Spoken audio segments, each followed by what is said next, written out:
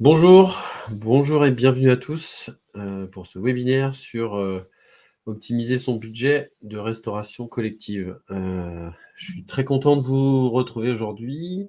Je vais vous partager un petit peu les retours d'expérience des chefs, des gestionnaires que j'ai eus depuis quelques mois et quelques années maintenant sur cette thématique.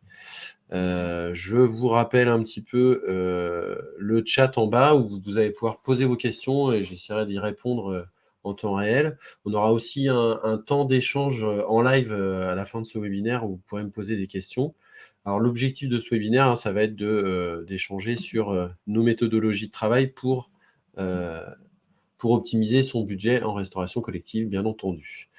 Donc, je suis content de vous accueillir. Je laisse un petit peu tout le monde arriver tranquillement et on va pouvoir démarrer. Vous avez aussi en bas, sur la petite rubrique sondage, j'ai mis un petit sondage, tac, un petit sondage sur les économies de budget, sur les fiches techniques et les cuissons pour voir un petit peu où est-ce que vous en étiez sur cette thématique-là. Donc, bienvenue à tous, une nouvelle fois, et on va démarrer tranquillement. Donc, je vais vous présenter le plan.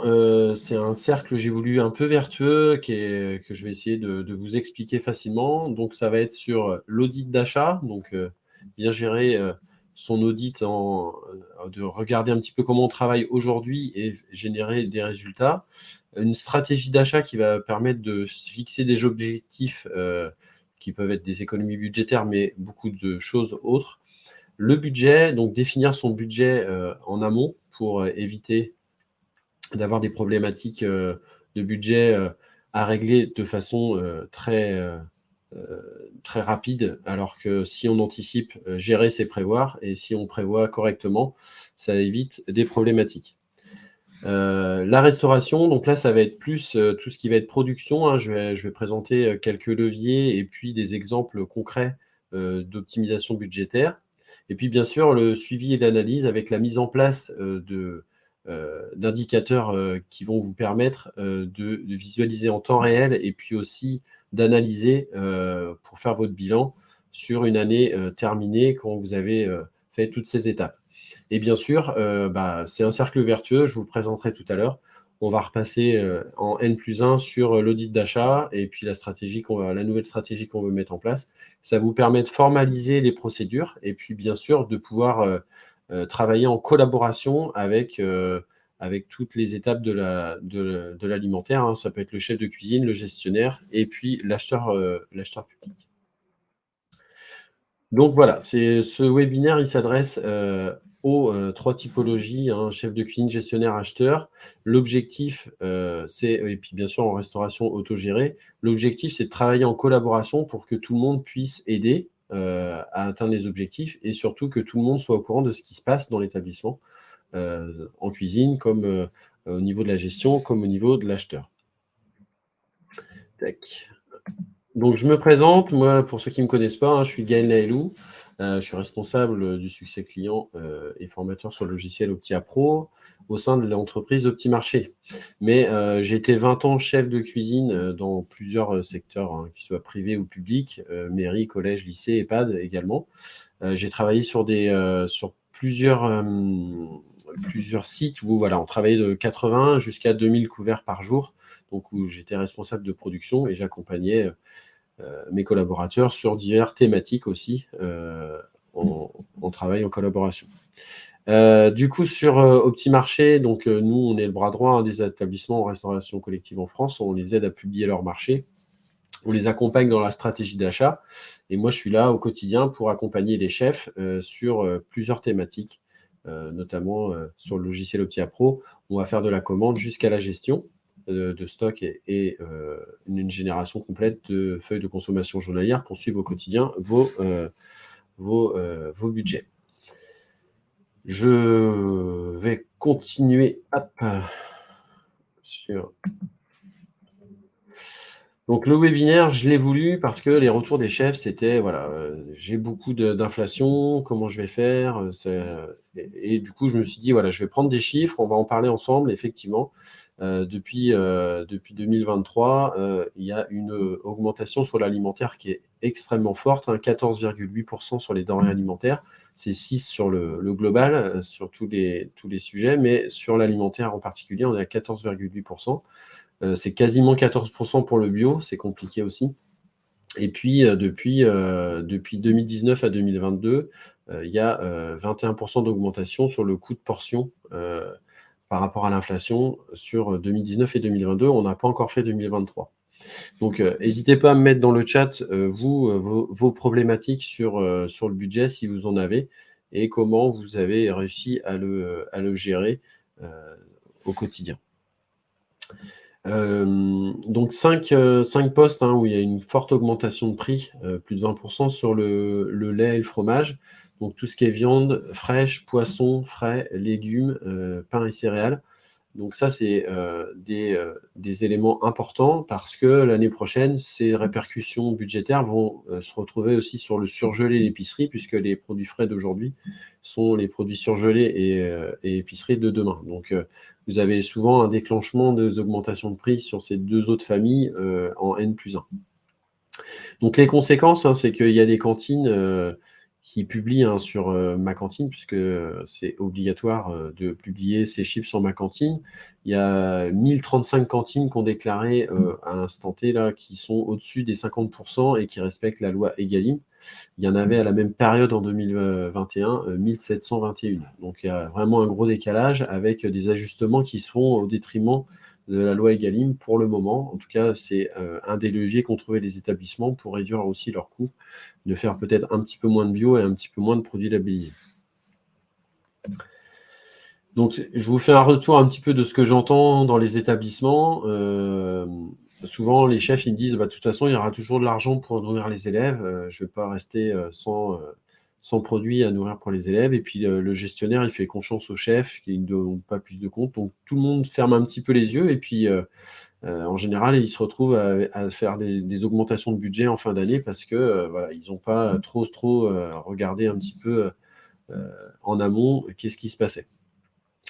Donc, c'est important d'apprendre à naviguer à gros temps. C'est un petit peu le sujet de ce que j'ai voulu exprimer. Les chefs qui ont de l'expérience, ils savent très clairement tenir leur budget, ils ont l'expérience, ils connaissent leurs produits, ils connaissent leurs fournisseurs, ils ont l'habitude de travailler avec des Mercurel produits propres, ils savent exactement où est-ce qu'ils en sont. Sauf que cette année, c'est particulier, il y a 15% d'inflation et les prix, ils ont explosé sur certaines typologies. Donc, ils se retrouvent un petit peu dans l'embarras. Et puis, il y a aussi des chefs qui, après 20 ans, 25 ans, partent à la retraite. Il y a aussi des chefs qui sont mutés. Et parfois, les gestionnaires se retrouvent avec un nouveau chef qui a peut-être moins d'expérience ou même un jeune chef qui vient de débuter. Et s'il n'y a pas de documentation formalisée avec des process bien mis en place, il se retrouve en difficulté parce que voilà, c'est compliqué pour lui d'être dans l'alimentaire. C'est un métier particulier. Il a besoin d'un chef pour l'accompagner sur ces sujets. Donc moi, j'accompagne parfois des gestionnaires qui se retrouvent sans chef et ils sont voilà, on est aussi là pour accompagner les chefs sur ces thématiques-là. Mais sachez que formaliser, ça permet de diluer l'information et que tout le monde est au courant de ce qui se passe sur l'alimentation. Et on peut partager nos difficultés et s'entraider surtout pour optimiser les budgets. Donc le cercle vertueux de la gestion du budget alimentaire, c'est ce qu'on va décliner aujourd'hui. Ça va être l'audit d'achat, donc faire un focus de comment on travaille aujourd'hui. En gros, c'est comme ça que je vais vous l'expliquer. Mettre en place une stratégie d'achat avec des nouveaux objectifs qui peuvent être très simples ou un peu plus complexes si c'est déjà plusieurs années que vous avez mis en place cette stratégie. La définition du budget en suivant les objectifs. Après, je vais faire un focus sur tout ce qui est production-restauration, donc avec des leviers et des méthodologies de travail qui vont nous permettre de respecter ces objectifs de stratégie d'achat. Et puis, la mise en place d'indicateurs pour le suivi, l'analyse et décliner un bilan qui va nous permettre l'année d'après de faire un nouvel audit d'achat avec une nouvelle stratégie d'achat, etc., pour toujours être dans un progrès constant et puis au milieu de ce cercle, on peut mettre le budget, la loi Egalim, le bien-être au travail. On peut mettre beaucoup de choses qui vont nous permettre de suivre avec les bons indicateurs toute cette méthodologie-là. Donc l'audit d'achat, on va apprendre à décomposer son budget global. Aujourd'hui, vous avez fait un an de...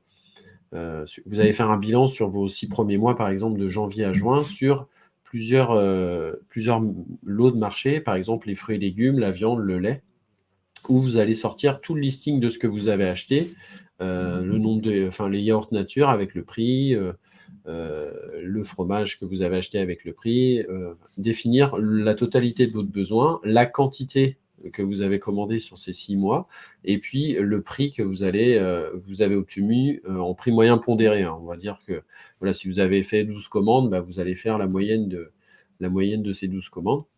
Ça va vous permettre de définir un petit peu votre besoin et vos produits que vous allez utiliser par lot.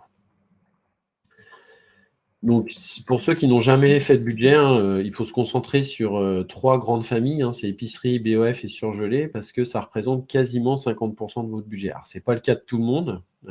Je sais qu'il y en a qui travaillent beaucoup de produits frais, etc. Mais en tout cas, sur ce que j'ai comme données, c'est 50%, un petit peu moins de 50% en restauration collective sur ces 3 grandes familles. Le fait de travailler sur 50% de votre budget alimentaire, ça va vous permettre de tout de suite faire un focus sur tous les produits que vous commandez en majorité, donc sur une trentaine de produits les plus utilisés, et de travailler ces produits avec du sourcing fournisseur, etc. Donc, c'est là que vous allez mettre en place votre stratégie d'achat une fois que vous avez fait cette analyse et votre audit d'achat. Donc, dans votre cadre de stratégie d'achat, dans votre cadre de marché, vous allez définir quelque chose de le plus souple possible qui va correspondre vraiment à ce que vous voulez mettre en place. Donc, c'est l'avantage de faire un cadre et de mettre des choses dedans, c'est qu'on va se balader dedans, mais on va rechercher de la qualité, du prix, pas mal de fournisseurs, de la sécurité juridique, et puis on va construire comme ça un cadre qui va nous permettre de limiter des risques forts de rupture de produits, de litiges, d'augmentation de produits exponentielle. Si on le cadre bien dans le cadre de ces marchés, on va limiter les risques sur les augmentations de produits notamment. Du coup, il faut opter pour la bonne procédure de marché. Ça, on a fait un article de blog sur tout ce qui est procédure marché avec les seuils. Je vous l'ai mis sur la présentation. Vous avez un lien. Vous pourrez aller regarder pour les seuils, pour les spécificités de chacun. Mais de faire un bon cadre dans la procédure marché, ça va vous permettre de faire un bon sourcing fournisseur avec une belle mise en concurrence. Vous allez avoir une sécurité juridique renforcée, et puis vous allez pouvoir encadrer vos prix. Donc, ça veut dire que votre budget prévisionnel, il va être impacté de max 5% si vous avez pris la bonne stratégie de marché. Je vous ai mis 3 typologies de marché avec des spécificités et des avantages, où voilà, on a le gré à gré, le MAPA, la procédure formalisée. Et sur chaque typologie de marché, vous avez des avantages et je vous les ai ciblés. Donc, la sécurité renforcée au niveau de la procédure formalisée. Vous avez une sécurité juridique renforcée, une gestion des seuils, etc. Et puis, vous avez de la simplicité, très peu d'encadrement des prix pour le gré à gré.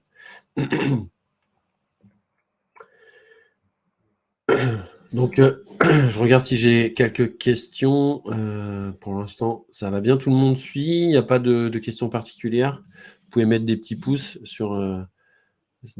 ou des petites choses sur les questions. N'hésitez pas, en tout cas, à poser vos questions en même temps.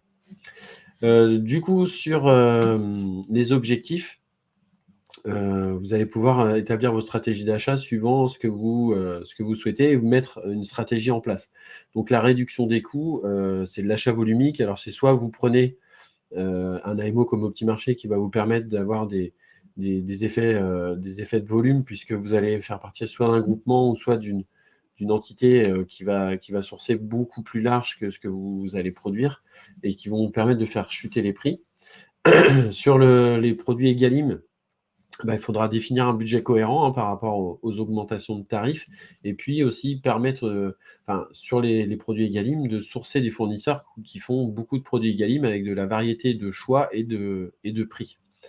Sur la réduction des déchets, même chose, vous pouvez mettre beaucoup de stratégies en place, hein, notamment sourcer des fournisseurs qui pratiquent le zéro emballage. Je parle, par exemple, des fournisseurs de viande qui vont travailler avec des caisses réutilisables et lavables. Et puis même chose pour les achats locaux, de faire un sourcing sur tout ce qui est, produits locaux, peut vous permettre d'atteindre vos objectifs au niveau des produits locaux. Vous avez aussi des plateformes parfois dans des départements qui vont vous permettre, de faire des achats locaux. Là, je vous ai pris, un résultat, donc vous allez analyser aussi vos résultats entre l'analyse de marché que vous avez faite et puis, votre répertoire de prix que vous avez fait en amont sur, l'audit d'achat. Donc vous mettez en face des prix, le meilleur prix, le prix que vous avez actuellement et puis le meilleur prix après la consultation.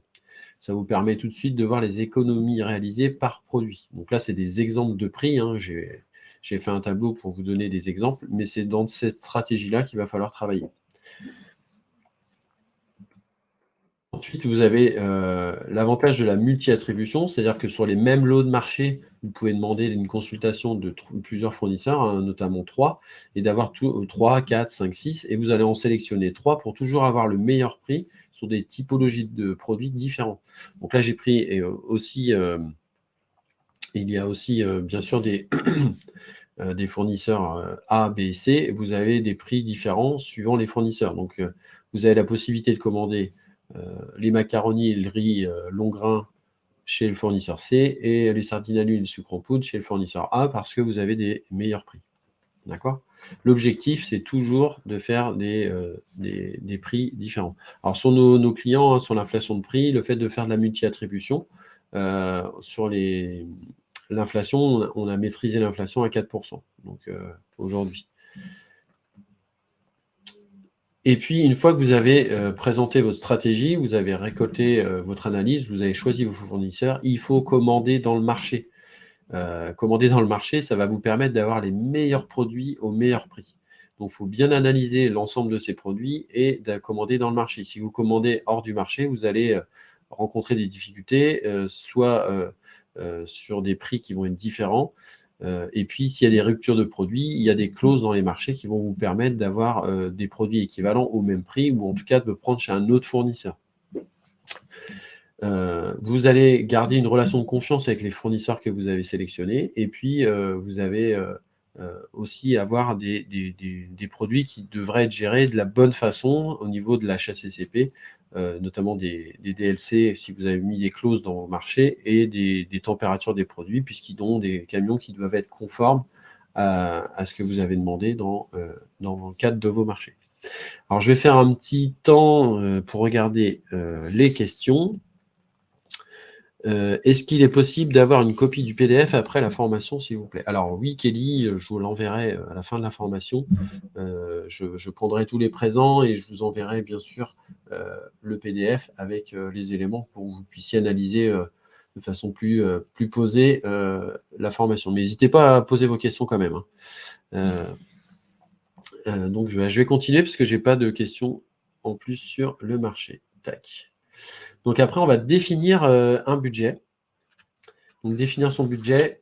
Alors moi, je ne connais pas de meilleure méthode que d'établir ces menus en amont. Alors je sais que parfois c'est contraignant, mais si vous arrivez à faire 1 an de menu à l'avance, c'est pareil, c'est un cadre. Je ne demandais pas à mes chefs de me faire exactement ce qu'ils m'ont dit 1 an avant, d'accord ? Il y a des possibilités, il y a des journées à thème, il y a plein de choses qui se mettent en place après, mais en tout cas de générer un budget sur une année complète, alors je vous ai mis un exemple, ça vous permet d'établir votre budget et de cadrer et de vous adapter très vite sur des problématiques d'inflation, sur d'autres problématiques que vous pouvez rencontrer, grippe aviaire, etc., sur des ruptures de produits, notamment comme on a connu avec la volaille cette année. Donc, Nicolas me demande, qu'entendez-vous par sourcing?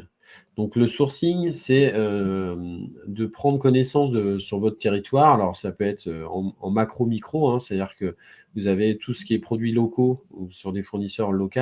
Et puis après, vous avez jusqu'aux nationaux qui vont vous permettre d'avoir beaucoup de produits. Alors, sur les gros locaux, vous avez, par exemple, sur l'épicerie, Épicaveur, ProApro, etc. Et puis sur les plus petits, alors, il y a rarement des épiciers, mais vous pouvez avoir un producteur de fromage de chèvre, vous pouvez avoir, c'est identifier un petit peu tout ce que vous pouvez avoir au sein de votre établissement, suivant, l'échelle, sur laquelle vous regardez. Donc, le sourcing fournisseur, c'est notre métier. Nous, on connaît beaucoup de fournisseurs sur des territoires qui peuvent vous apporter 100 de votre besoin. C'est l'objectif. J'espère que Nicolas, j'ai bien répondu à ta question. Alors, établir un budget global sur une année. Donc, je vous ai mis un petit peu comment fonctionner. Donc, on va faire son menu. Ça va nous permettre de faire notre coût portion par repas.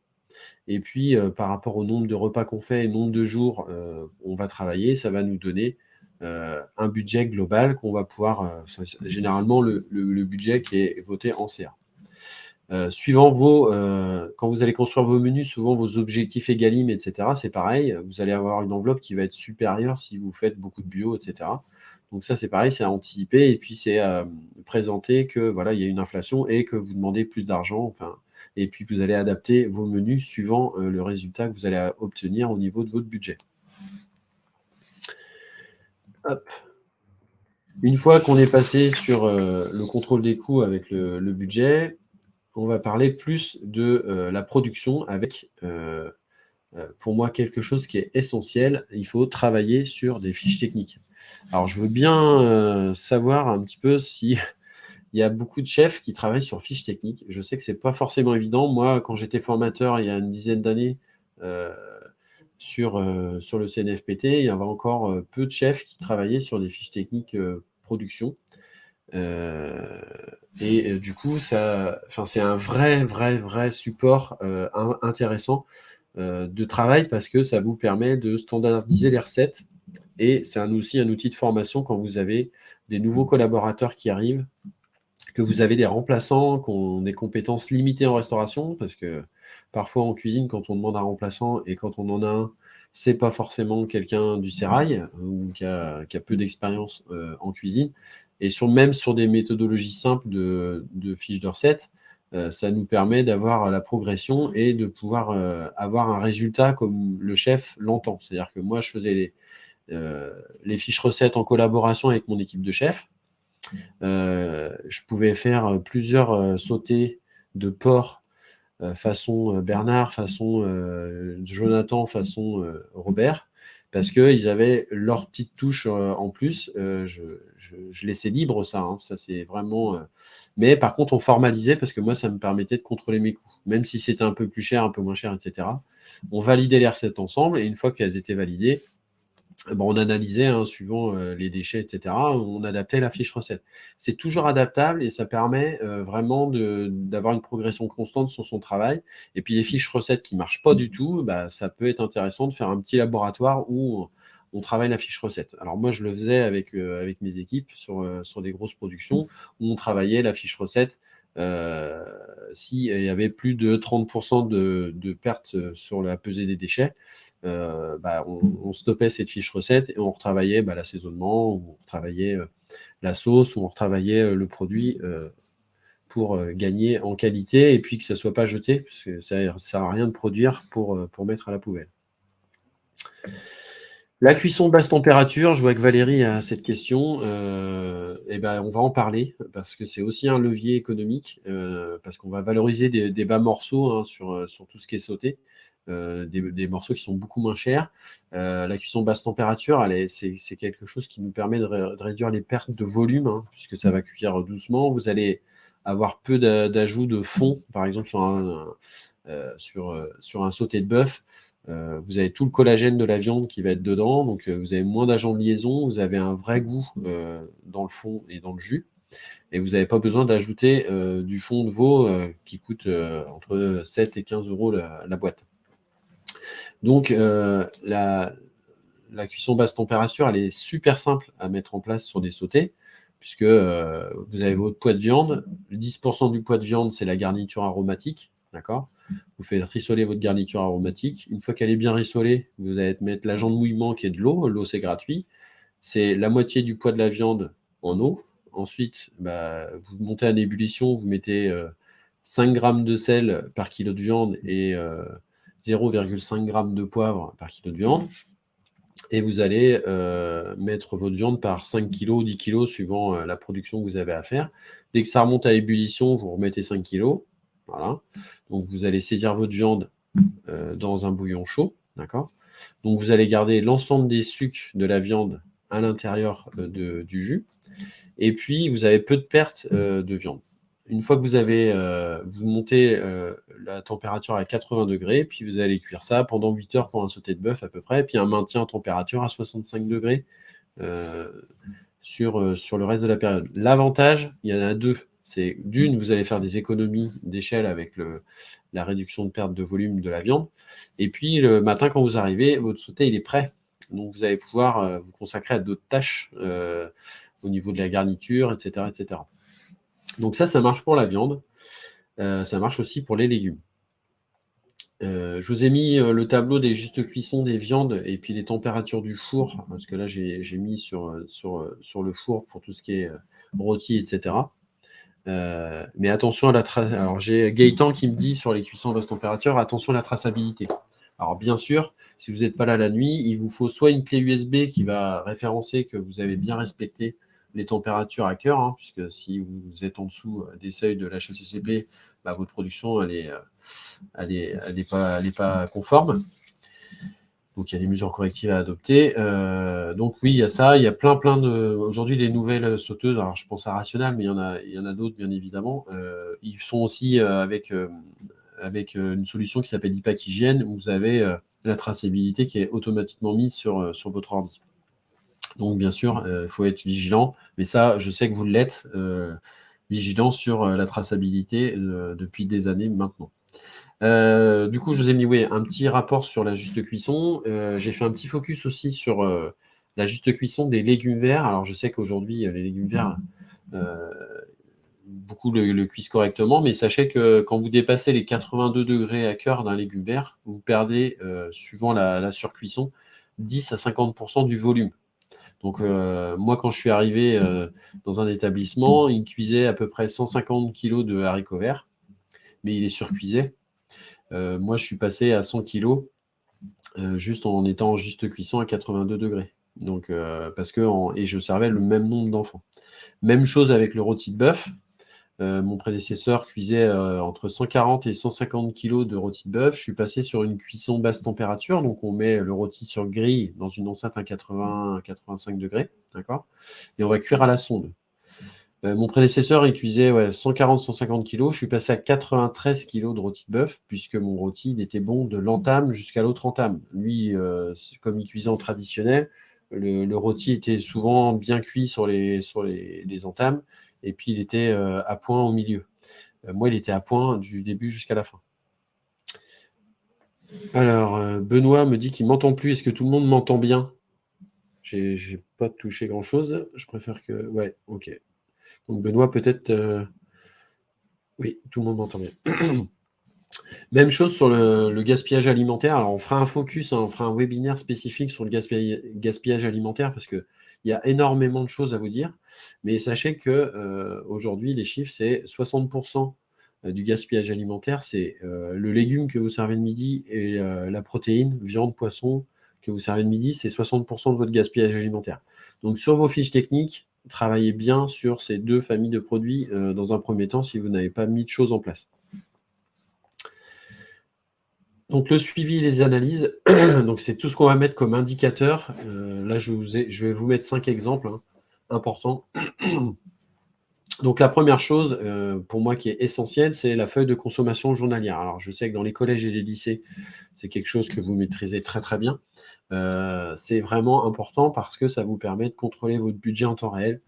Vous avez un budget avec un coût repas. Si vous le maîtrisez, il n'y a pas de souci. C'est ce qui se passe au quotidien. Donc là, j'ai mis une feuille de consommation journalière que nous, on gère sur Optia Pro. Ça vous permet aussi de gérer vos stocks puisque vous avez les entrées et les sorties et votre variation de stock, de voir si vous n'êtes pas en surcommande, etc. Maîtriser son coût de journée par portion et le visualiser en temps réel sur votre logiciel de gestion, c'est essentiel. Ensuite, vous avez des indicateurs spécifiques. Alors moi, j'ai mis les indicateurs Egalim. C'est pareil, ça vous permet deux choses. De communiquer auprès de vos convives, de communiquer auprès de vos responsables en restauration, de communiquer auprès des commissions de menu. L'objectif de ces indicateurs, c'est que vous puissiez les avoir en temps réel et pouvoir les imprimer pour les communiquer rapidement à vos convives. Ça vous permet aussi de suivre si vous êtes en conformité avec vos objectifs. Là, j'ai 56% d'Egalim, dont 26% de bio, 19% de local, j'ai 99% de satisfaction fournisseur. Ça se passe très bien puisque j'étais à 50% d'objectifs. Donc, ça vous permet de voir voilà, si vous êtes conforme à vos objectifs. Donc, oui, Benoît, tout le monde m'entend. Donc, j'espère que je vais checker si j'ai pas coupé ton. Normalement, non, moi, tout va bien sur le webinaire. Je suis désolé, j'espère que tu vas pouvoir entendre. En tout cas, tu recevras le replay, tu pourras continuer à écouter un peu plus tard. Alors, l'évaluation des fournisseurs, pour moi, c'est aussi une donnée essentielle de travailler avec des fournisseurs. C'est des partenaires, nos fournisseurs. Sans nos fournisseurs, on ne peut rien faire. Du coup, de bien les choisir et puis de les noter, ça nous permet de, voilà, il y a des fournisseurs avec qui on travaille très bien, d'autres avec qui on travaille moins bien. Voilà, moi, je pense que c'est quelque chose d'essentiel sur des indicateurs en N+1 quand on va refaire un audit, de voir avec qui on a super bien travaillé et de voir avec qui on a plus d'ajustements à voir et de leur dire aussi qu'il y a des choses à voir ensemble. Donc là, je vous ai mis un petit tableau, pareil, pour que vous puissiez noter vos fournisseurs. Alors, c'est des délais de livraison, j'ai mis des zones qui m'intéressaient moi. Après, vous pouvez aussi évaluer vos fournisseurs sur d'autres thématiques, d'accord ? Moi, le délai de livraison et puis le niveau tarifaire, pour moi, il est assez essentiel. Sur Optimarché, hein, nous, à chaque livraison, on note nos fournisseurs et on a l'indicateur automatiquement sur notre outil. Donc ça, c'est essentiel et vous allez pouvoir générer un rapport aussi de l'ensemble sur vos fournisseurs, sur la qualité de vos fournisseurs, notamment au niveau de l'achat CCP, des délais et de la qualité de la livraison. Donc l'analyse des déchets, hein, c'est aussi c'est essentiel pour moi. Donc ce que je veux dire, on fera un webinaire en septembre ou octobre sur cette thématique ensemble, parce que c'est un vrai, c'est quelque chose pour un vrai levier pour, c'est un vrai levier pour économiser, hein, de travailler sur ces déchets, d'optimiser ces fiches techniques et de travailler en collaboration avec les enfants après sur la satisfaction client. C'est essentiel pour réduire les coûts. Et puis la commission menu, alors je sais pas, dites-moi si vous en faites au quotidien sur les commissions menus. Alors je sais que dans les collèges et les lycées, certains en font souvent. Je trouve que c'est essentiel parce que ça éduque au goût, ça permet d'avoir un feedback des enfants, des parents d'élèves, et puis aussi mettre dans la boucle des professeurs hein, qui sont très attentifs à ce qu'on mange. Je sais que c'est vraiment un retour qui est hyper intéressant. C'est valorisant aussi pour les équipes parce que quand on met des objectifs en place avec des process formalisés, je peux vous assurer qu'on a un super retour des enfants en général sur la qualité de nos menus et de notre travail au quotidien. Donc là, je vois qu'il y a toutes les 5 semaines pour Natacha sur les commissions menus. Voilà. Moi, je sais que c'est un levier pour communiquer sur son travail et puis avoir un retour positif et valorisant pour les équipes. C'est aussi ça qui est important dans le bien-être au travail pour moi. Et du coup, ça permet de se fixer des nouveaux objectifs pour l'année d'après. Et puis, bien sûr, on va terminer avec le bilan. Donc, les indicateurs vont nous servir à pouvoir faire un bilan sur l'année N+1 et puis revenir sur notre cercle vertueux avec un nouvel audit et prévoir faire un nouveau prévisionnel par rapport aux objectifs. Donc là, je vais passer sur le questions-réponses. Donc, n'hésitez pas à me poser des questions sur tout ce qu'on a vu assez rapidement sur ce webinaire.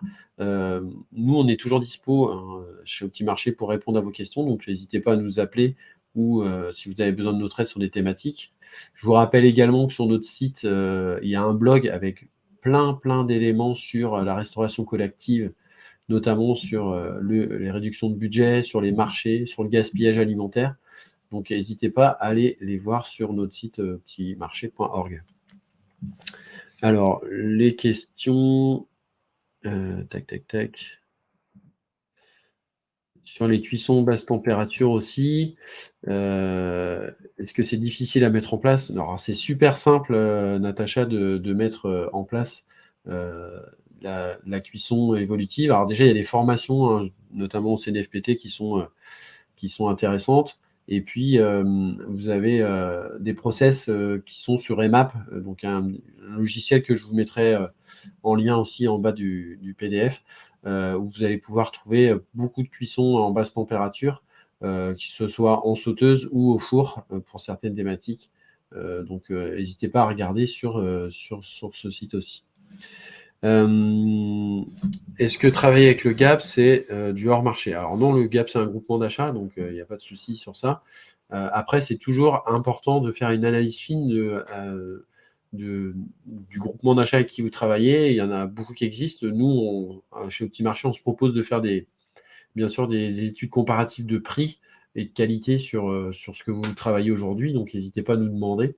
Mais non, le GAP, c'est bien, c'est un groupement d'achat, donc il n'y a pas de souci. Après, il faut voir un petit peu comment vous êtes organisé au sein de l'entreprise sur ça.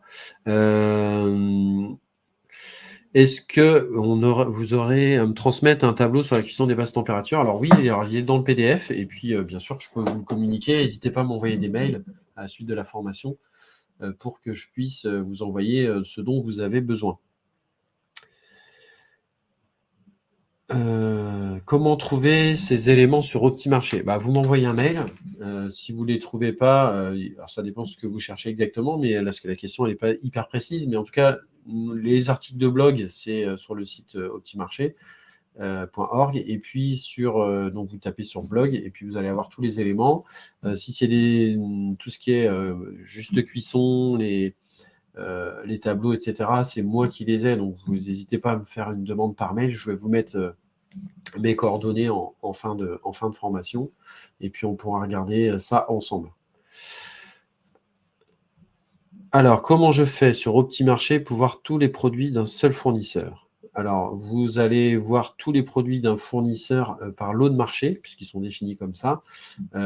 Et quand vous prenez le bon lot du marché, chaque colonne correspond à un fournisseur, donc vous pouvez descendre sur chaque fournisseur. Alors, pour information, par exemple, sur les produits surgelés, on a 870 références de surgelés. Donc, la colonne 1 d'un fournisseur, par exemple, type Pomona ou un autre fournisseur, puisqu'il y a très peu de produits locaux sur les surgelés, ou en tout cas de fournisseurs locaux, vous allez avoir l'ensemble des produits de votre fournisseur sur une seule colonne. Voilà. Est-ce qu'il y a d'autres questions sur cette thématique de budget? Alors, bien sûr, nous, on reste dispo pour vous aider, hein, il n'y a aucun souci. En tout cas, merci à tous d'avoir suivi ce webinaire. Je vous mets les liens ici au petit marché ici sur notre site. Vous avez EMAP pour tout ce qui est menu et fiches techniques. Alors, on n'a plus de... Vous avez sur Optimarché, hein, quand vous connectez sur EMAP, si vous me demandez d'être dans mon réseau, vous allez récolter entre 1000 et 2000 fiches techniques qui sont déjà prévues sur notamment les cuissons basse température, mais tout ce qui est plat végé, parce que c'est pareil, c'est un levier économique, on n'en a pas parlé, mais le plat végétarien, si vous en faites 2 par semaine au lieu de 1, je peux vous assurer que ça fait des économies. Moi, j'étais à l'époque, il y a 3 ans, à 1 euro, 1,20 € de production en coût de journée par portion, quand je faisais un plat végétarien, enfin un menu complet végétarien. Donc ça, c'est aussi un levier. Il n'y a pas d'obligation de faire que de la viande tous les jours, donc si vous êtes court en budget, c'est aussi une solution. Serait-il possible d'avoir des menus type avec le prix de revient respecté? Alors, bien sûr. J'ai tout ce qu'il faut sur Emap si vous m'envoyez votre mail. Seule chose, c'est que c'est mes fiches techniques, et mes fiches techniques, elles ont été travaillées avec un travail sur le gaspillage alimentaire, un coût par portion, et puis une évaluation euh, par rapport aux établissements où je travaillais. Donc, ce sera des fiches à réadapter, parce que moi, quand je mettais, par exemple, je parlais du rôti de bœuf tout à l'heure en basse température, pour 1700 personnes, j'utilisais 93 kg de rôti de bœuf. Mon prédécesseur, c'était 140. Donc, suivant votre mode de cuisson, la fiche technique va être différente, et votre coût par portion va être différent également. Donc, les fiches techniques, elles sont à adapter par rapport à votre mode de production et votre sensibilité de chef de cuisine. Un midi, un menu avec un midi et un soir pour l'internat, oui, j'ai ça aussi.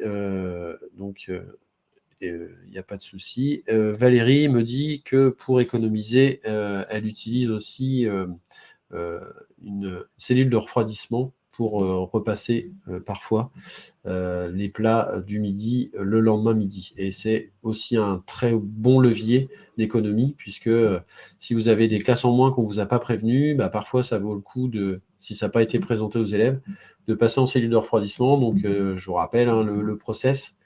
On descend en dessous de 10 degrés en moins de 2 heures sur la cellule de refroidissement, et après c'est stocké à 3 degrés, et vous avez la possibilité de réchauffer le lendemain. Alors suivant les modes de votre PMS, vous avez le droit ou pas le droit de faire du refroidissement. Moi je sais que je n'avais pas de souci, et ça me permettait effectivement de limiter mes déchets de production et de repasser le lendemain. Quand vous avez de la bolognaise qui reste une journée et que vous le repassez le lendemain, vous n'avez aucun souci pour que les enfants en mangent le lendemain.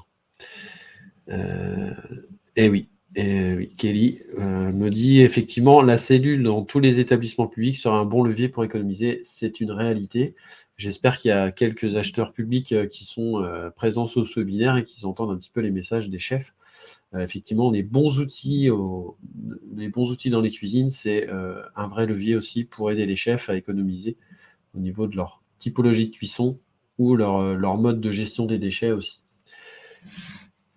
Donc, je vais vous partager